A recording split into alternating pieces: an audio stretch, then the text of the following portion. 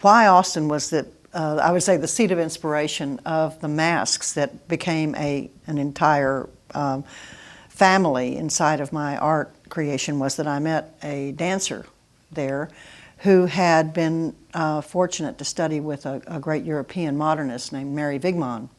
And Powell Shepard was a dance teacher at University of Texas, and this is in 1972. And in a collaborative conversation about making a theater event, he brought out something to show me, and he brought out this yarn bag and took a mask out of it and said, "Letitia, there's something I'd like to show you," and put this mask on. And when he did, it just threw all the lights out in my chamber, because he disappeared and I saw something standing before me I couldn't imagine. I mean, the two didn't add up. And so he liked this choreographer so much, and I saw the mask, and we had been talking about fantasy characters, and so I thought, well, I could make one of those, and then wouldn't that be more fun? I could make the face of one of those things he imagines. So anyway, I set about doing that, and that's how my first one got made.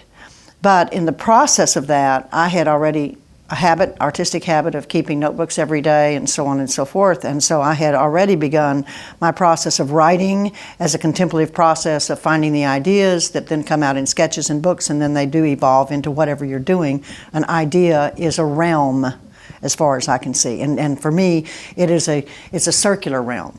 So anyway, I got into that with that first mask, and the first mask, not little did I know what masks were. I was making an object. He told me bluntly I did not know what I had made.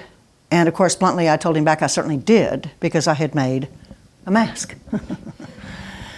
But that wasn't the truth. They're alive. And so when I finally encountered the fact that inside of this object was a life, that was what had made the illusion of him disappear when he put the mask on. Little did I know. So as it turns out, I have a very deep dream life as well. And so this daily journaling habit was recording all of that when more and more of these entities started showing up in my dreams, all on their own, ready-made. All I had to do was wake up and make them. There was a process that I have stuck to from the beginning, because now, mind you, my inspiration came from a mask that was used for dance, and it had been carved by a Dutch artist in Holland, and it was made of wood. I don't work with wood, I don't carve with wood, and I was a clay person. So I made mine in clay. And so what you're seeing here is one that's complete, and this one was completed in 2008. And you're seeing two that have been sculpted in 2012, within the last month, and are not complete. These are what we call greenware in ceramics, which means that they have already been molded, and all these are original sculptures, and then they have dried, but they have not been put through the firing process that would make them. So these are very delicate. They're very, very delicate right now. So in this scenario, what I was doing was going on. We had selected these books as pertinent to our conversation in the exhibit of Identity, Race, Diversity, and Humanity here at Southwestern. And so I looked in this book and realized I had always intended to make those. What an opportunity. So I took after it. And so that's what you see here. You see this piece, which is a story of reoccurring rains. But we have the hands of God letting out the nourishment that flows into our lives and our planets. And so this is not literal, it is metaphoric. And this image here does not tell me what's on the back. By the time I move over, I finish this first. I don't go to the back. I don't back, front, back, front. I finish the story, which means it's like if you were telling yourself, writing a one-act play, for instance. And it evolves so that you find out what the ending is by about the 55th day into it. You know you're going somewhere, but you don't know where you're going to end up. Well, that makes a big difference as to what happens next, doesn't it? So that's what I do around the back. And by the time I get to the back, I realize that me and Hallelujah here, have ended up somewhere.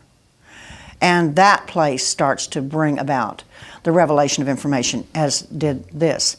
Odin, if you study the Celtic runes, for instance, he's the god of the unknown, so he's got the blank face.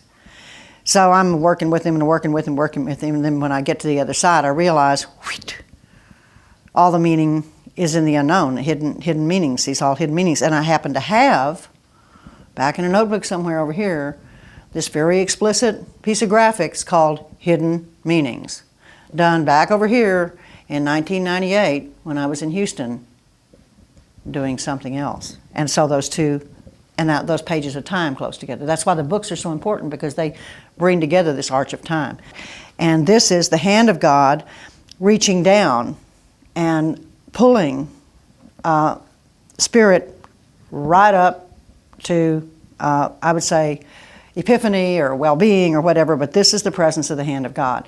So from this stage of the game, they have to be fired again, and then they have to be glazed, and this is an intricate process. This is this is my mask of Odin, and Odin is one of the Celtic runes. He's one of the Celtic gods, and so this is my mask of Odin, and his theme, which appears on the inside of the mask. All of them are glazed and end up with painting on the inside. This theme, this symbol represents hidden meanings, the stairway of hidden meanings. The form is the landscape, and the color is the vehicle. So anyway, that's how this little, that's how this fits together.